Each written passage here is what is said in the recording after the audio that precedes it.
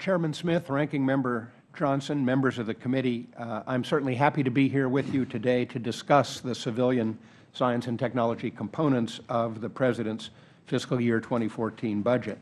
The President, in his most recent State of the Union address, articulated three overarching priorities: making America a magnet for new jobs and manufacturing, unlocking the promise of American energy, and educating our citizens with the skills and training to fill the jobs of the future. The President's 2014 budget supports these three priorities by investing strategically in science and engineering research and in STEM education. We know from decades of experience that these are the kinds of investments that will pay off for the nation in the years ahead. They are the kinds of investments that a forward-looking nation must maintain even in economically trying times. By building and fueling America's engines of discovery, these investments promise to expand the frontiers of human knowledge, revitalize America's manufacturing sector and promote sustainable economic growth, cultivate a clean energy future for the nation, improve health care outcomes for more people at lower cost, manage competing demands on environmental resources while addressing global climate change, and strengthen our national security. Importantly, the President's budget does so without adding to the Federal deficit, balancing increases in some areas with decreases in others, and doing so strategically rather than with the blunt tool of sequestration. The numbers have been out for about a week now, so I'm not going to take a lot of time going through them in detail. But as you know, the President's budget proposes $142.8 billion for Federal research and development in FY14. That's an increase of 1.3% over the 2012 enacted level, and proposes $69.6 billion for non-defense R&D, which would be an increase of 9.2%. These increases are offset, as I mentioned, by strategic cuts. For example, the $71.5 billion proposed for development, the D in R&D in the 2014 budget, represents a decline of $3.8 billion in that category. Because the final 2013 appropriations were so recently enacted, the comparisons in the budget and those I will make here today are between the 2014 proposals and the enacted 2012 appropriation.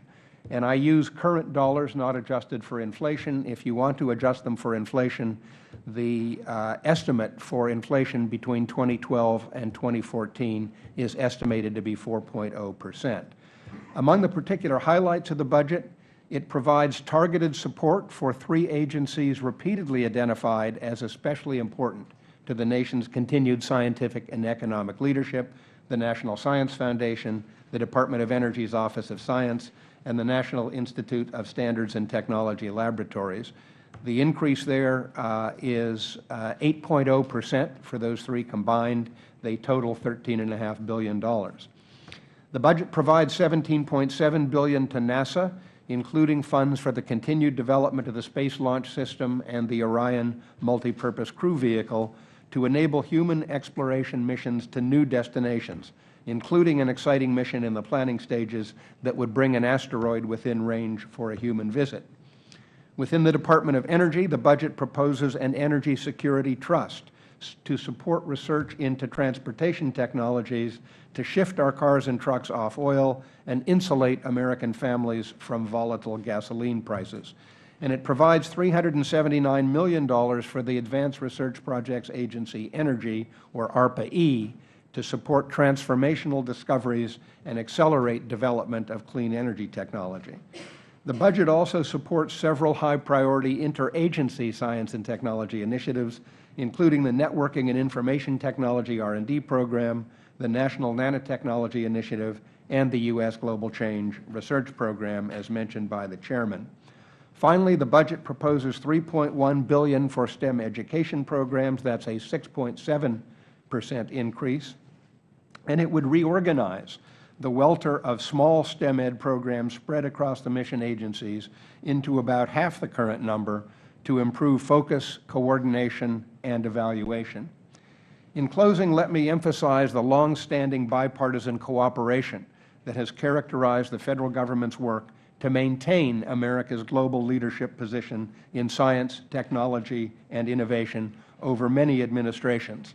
My colleagues and I in the Obama administration look forward to continuing to work with this committee and the rest of Congress to strengthen the nation's science and technology portfolio in order to sustain and expand the economic and other societal benefits that that portfolio underpins. Thank you very much. I think I'm just a few seconds over.